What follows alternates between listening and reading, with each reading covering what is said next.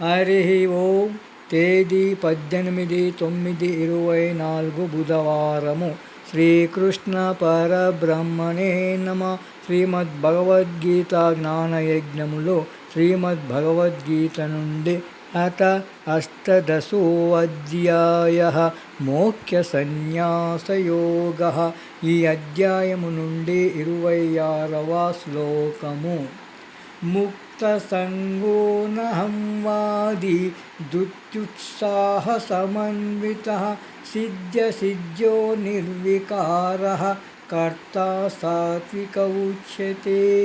వివరణ: అహంకారము మరియు సంగరహితముగా ఉన్నవారు మరియు ఉత్సాహము, దృఢ సంకల్పము కలవారు, జయాపజయముల పట్ల ఉదాసీనముగా ఉన్నవారు సత్వగుణకర్తలు అని చెప్పబడ్డారు. గోపాలకృష్ణ భగవానికి